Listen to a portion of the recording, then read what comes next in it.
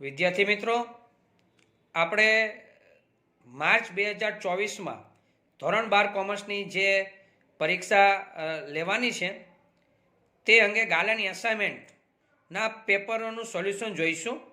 આંકડાશાસ્ત્ર વિષયની અંદર આપણે દરેક વિભાગ વાઇઝ સોલ્યુશન જોઈશું. તો ચાલો વિદ્યાર્થી મિત્રો સ્ટાર્ટ કરીએ. એક્ટિવ એજ્યુકેશનના સથવારે ગાલા અસાઇનમેન્ટ વિષય આંકડાશાસ્ત્રનું સોલ્યુશન.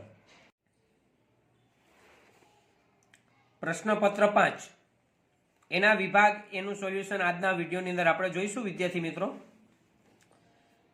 સ્ટાર્ટ કરીએ છીએ. પેલું એમસીક્યુ, જો આઈપી બરાબર આઈએફ હોય તો નીચેના પૈકી કયું વિધાન સાચું છે? ટેક્સ્ટ બુકનું વિભાગ સ્વાધ્યાયની અંદર વિભાગ એની અંદર સેક્શન એની અંદર આપેલું છે કે આઈપી અને આઈએફ સરખા હોય તો કે ત્રણેયના જવાબ સરખા હોય.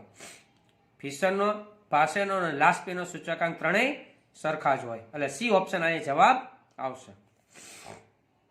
બીજું છે, કૌટુંબિક બજેટની રીતમાં વસ્તુનું કયું ખર્ચ ભાર તરીકે લેવામાં આવે છે? થિયરીનો પ્રશ્ન છે. હવે કૌટુંબિક બજેટની રીત એટલે સૂત્ર શું છે? સિગ્મા આઈડબલ્યુ છેદમાં સિગ્મા ડબલ્યુ. હવે એમાં ડબલ્યુ એટલે શું? તો કે P0 Q0, બરાબર? Sigma P0 Q0. P0 Q0 એટલે શું કહેવાય હકીકતની અંદર? તો કે આધાર વર્ષનું ખર્ચ કહેવાય. બે જીરો આવે છે ને, P0 Q0, બેના આધાર વર્ષ કહેવાય, એટલે સી ઓપ્શન આધાર વર્ષનું ખર્ચ. ત્રીજું છે, ચલ x વજનનો એકમ કિગ્રા, ચલ y ઊંચાઈનો એકમ સેમી હોય તો તેમની વચ્ચેના સહસંબંધાંકના એકમ વિશે શું કહી શકાય? તો સહસંબંધનો હકીકતમાં એકમ હોય નહીં, એટલે ડી ઓપ્શન આવશે, એકમ ન હોય. ચોથું, ક્રમાંક સહસંબંધાંકમાં પુનરાવર્તન પામતા પ્રત્યેક અવલોકન માટે પ્રચલિત સંકેતોમાં સિગ્મા ડી સ્ક્વેરમાં કયું પદ ઉમેરવામાં આવે છે? તો સૂત્ર પ્રમાણે આવશે એમનો ઘન માઇનસ એમ છેદમાં 12, એટલે કે બી ઓપ્શન. પાંચમું, વાયની એક્સ પરની નિયત સંબંધ રેખાના કિસ્સામાં અનુમાનની ત્રુટિ ઈ શું થાય? તો એનું સૂત્ર છે Y minus Y cap, A option Y minus Y cap.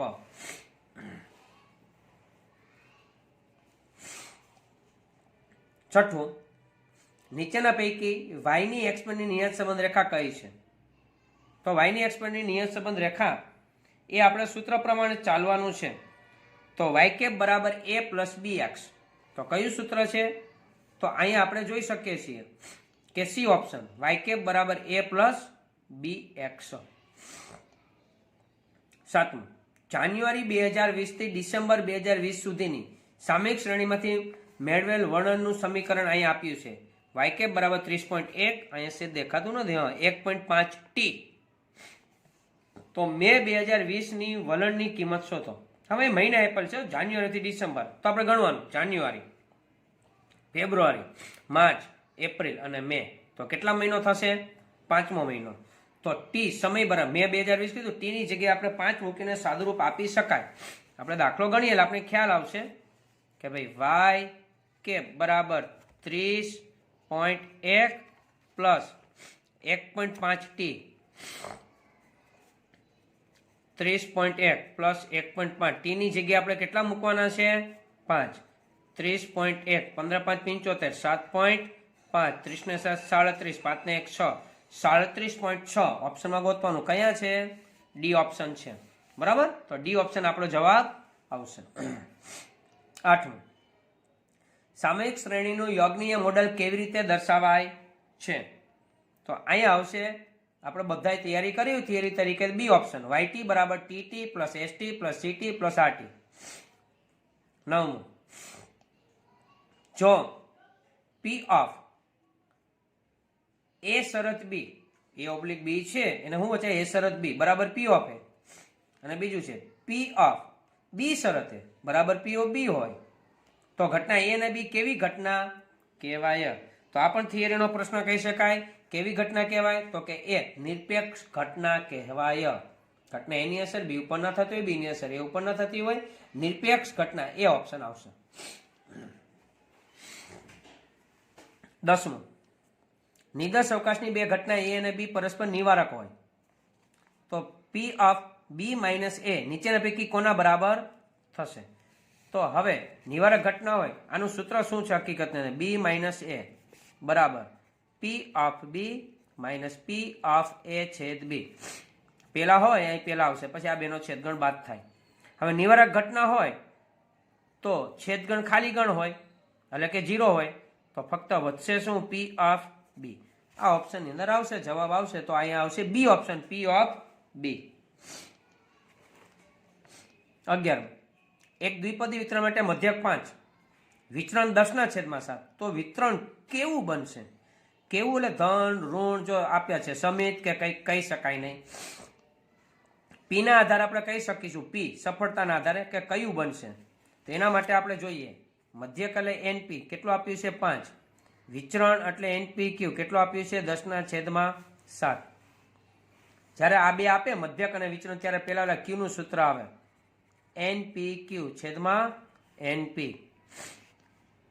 NP ક્યુ એટલે કેટલા છે? 10/7 અને એનપી કેટલા છે? 5. અંશનો છેદ ક્યાં જાય? તો કે છેદમાં. બરાબર 10/35. તો આપણે ભાગાકાર કરીશું 10/5. તો કે 10/35. મારો જવાબ આવશે 0.2829 થશે એટલે 0.29. હવે આ જવાબ છે 1/2 એટલે કે 0.5 કરતા નાનો કહેવાય. આ જવાબ નાનો કહેવાય બરાબર ને? પાક્યું પેક કર્યું એના કરતા 0.5. હવે નિયમ છે પી બરાબર 1/2 તો સમિત પી ગ્રેટર ધેન 1/2 પી લેસ ધેન 1/2. તો હવે અહીંયા નિયમ શું છે? જો આ ઓછો આ વધુ છે. જો 1/2 ઓછું હોત ને તો આવત અહીંયા ધન વિષમ, આ વધુ એટલે ઋણ વિષમ. આ નિયમ છે, તમારો સ્ક્રીનશોટ પણ પાડી શકો છો, યાદ પણ રાખી શકો છો. નિયમ છે પી ઇઝ ઇક્વલ ટુ 1/2 આવે તો કેવું આવૃત્તિ વિતરણ? સમિત. પી ગ્રેટર ધેન 1/2 આવે એટલે 1/2 કરતા પી મોટો આવે એટલે કે 0.5 કરતા તો ધન વિષમ. પી લેસ ધેન 1/2 એટલે 0.5 કરતા પી ઓછો આવે તો ઋણ વિષમ. તો જો અહીં ઓછો આવ્યો છે તો કયું વિષમ આવશે? ઋણ. જવાબ આવશે આપણો બી ઓપ્શન, ઋણ વિષમ. પછી છે 12. જો પી ઓફ એસ બરાબર એટલે કે સફળતા પી, પી ઓફ એફ બરાબર નિષ્ફળતા ક્યુ હોય તો પી પ્લસ ક્યુ ની કિંમત કેટલી હશે? તો જવાબ આવશે સરવાળો હંમેશા 1 થાય. B option 1. 13. કોઈ પણ સ્તરનું ઉષ્ણ તાપમાન કયા પ્રકારનો યાદચ્છિક ચલ છે? તો અહીંયા આવશે સતત યાદચ્છિક ચલ, કારણ કે તાપમાન સતત બદલશે. ડી ઓપ્શન આવશે સતત યાદચ્છિક ચલ. 14. પ્રમાણ્ય ચલ માટે સરેરાશ વિચલનની લગભગ કિંમત નીચેના પૈકી કઈ છે? તો આ તો સૂત્ર જ છે કે સરેરાશ વિચલનની કઈ કિંમત થાય? એ ઓપ્શન 4/5 સિગ્મા. 15. એક પ્રમાણિત ચલ x કે જેનો મધ્યક મ્યુ પ્રમાણિત વિચલન સિગ્મા છે તો તેના માટે પ્રમાણિત ચલ z પૈકી કયો જવાબ હશે? તો z નું સૂત્ર જ લખવાનું છે. z નું સાચું સૂત્ર અહીં ડી ઓપ્શનમાં છે, બાકી બધું સરખું લાગે. z બરાબર x માઇનસ મ્યુ છેદમાં સિગ્મા, બાકી નાનો મોટો સામાન્ય ફેરફાર છે. સાચું સૂત્ર આ છે.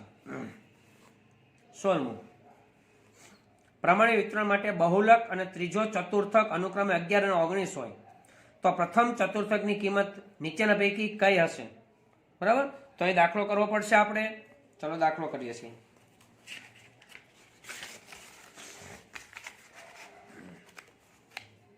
બહુલક અને ત્રીજો ચતુર્થક. બહુલક 11, ત્રીજો ચતુર્થક 19. મારે શોધવાનું છે પ્રથમ ચતુર્થક. બરાબર, હકીકતમાં બહુલક છે નિયમ પ્રમાણે પ્રમાણિત વિતરણ માટે છે જેટલો મધ્યક એટલો જ મધ્યસ્થ એટલો જ બહુલક. એટલે મ્યુ બરાબર એમ બરાબર MO બરાબર 11 થાય. તો અહીંયા આપણે મ્યુ આપી દીધો કહેવાય, આટકતરી રીતે મ્યુ આપ્યો કહેવાય, 11 આપી દીધો છે. લખ્યું છે રકમમાં બહુલક પણ એને મ્યુ કહી શકાય છે. Q3 પણ તમને આપી દીધો છે. હવે મ્યુ નું સૂત્ર છે મધ્યક બરાબર Q3 પ્લસ Q1 છેદમાં 2. તો મધ્યક કેટલો આપ્યો છે? 11. Q3 કેટલો છે? 19 પ્લસ Q1 છેદમાં 2. છેદમાં 2 અહીંયા આવે તો અંશમાં 11 દુ 22. 19 પ્લસ આ બાજુ આવે તો માઇનસ બરાબર Q1. 22 માંથી 19 જાય તો 3, તો Q1 બરાબર 3 થશે. 3 એ ઓપ્શન ની અંદર છે. 3. 17. કોઈ પણ બે વાસ્તવિક સંખ્યાઓ વચ્ચેની વાસ્તવિક સંખ્યાનો ગણ એટલે શું? તો અહીંયા આવશે, એને કહેવાય અંતરાલ. શું કહેવાશે? અંતરાલ. વિવૃત સવૃત નહીં, એના માટેની વ્યાખ્યાઓ જુદી છે. અહીંયા આવશે બી, અંતરાલ. 18. -2 નું 0.02 સામીપ્યને અંતરાલ સ્વરૂપે નીચેના પૈકી કયું છે? અચ્છા, એની પણ ગણતરી બતાવવી પડશે. અહીંયા a બરાબર -2 કહેવાય અને ડેલ્ટા બરાબર 0.02. એ માઇનસ ડેલ્ટા અને એ પ્લસ ડેલ્ટા અંતરાલ સ્વરૂપ છે. એટલે કે -2 અને માઇનસ ડેલ્ટા એટલે 0.02 અલ્પવિરામ -2 પછી પ્લસ 0.02. આ બેનો સરવાળો થાય સરખી નિશાની એમ, આમાંથી બાદ બાકી થાય -1.98. આ જવાબ આપણો આવશે. તો એ કયા ઓપ્શનની અંદર છે? C option. 19. y બરાબર ax પ્લસ b. અચ્છા, તો dy પણ dx શું થાય? એને બી અચળ સંખ્યા છે. આ અચળ સંખ્યા હોય તો આપણે ખબર છે 5x હોત તો 5x એનું વિકલન 5, તો ax એનું વિકલન a, અચળ પદનું 0, તો a પ્લસ 0 એટલે a થાય. એ ઓપ્શન એ. લાસ્ટમાં માંગનું વિધેય p બરાબર a માઇનસ bx હોય તો આમદાની વિધેય શું થશે? અચ્છા, માંગનું વિધેય p એટલે કિંમતી. આમદાની માટેનું સૂત્ર છે x ઇન્ટુ p. તો આ x એમને p ઈ કાઉન્સમાં લખીએ. શું આપ્યું છે? એ x પ્લસ b. ચલો સાદું રૂપ આપીએ. x ગુણ્યા ax એટલે ax નો સ્ક્વેર, x ગુણ્યા b એટલે bx. તો ax નો વર્ગ પ્લસ bx કેટલામો ઓપ્શન છે? અચ્છા, ડી. r બરાબર ax માઇનસ bx નો વર્ગ આપણો જવાબ થશે. બરાબર? હા, સોરી, મારી ગણતરીમાં અહીંયા ભૂલ છે, પ્લસ નથી, પણ રકમની અંદર જ માઇનસ છે તો અહીં માઇનસ આવશે. રકમની અંદર જ અહીંયા માઇનસ છે, મારી કીધે ભૂલથી પ્લસ લખાયેલા હતા, તો માઇનસ છે તો જવાબની અંદર માઇનસ, એટલે કે આ ઓપ્શન આવશે, ડી ઓપ્શન. તો વિદ્યાર્થી મિત્રો, જો આપને વિડીયો ગમ્યો હોય તો લાઈક, શેર અને સબસ્ક્રાઇબ કરજો અને વિદ્યાર્થીને મોકલજો. ઓવરઓલ આપણા જવાબ આ થશે. તમે સ્ક્રીનશોટ પણ પાડીને રાખી શકો છો. બરાબર? એ આપણા જવાબ છે. 20 MCQ ના આપણા જવાબ આ રીતે થશે. ચલો નેક્સ્ટ વિડીયોની અંદર મળીશું. ત્યાં સુધી બધા વિદ્યાર્થી મિત્રોને સક્ષા સર તરફથી જય સ્વામિનારાયણ.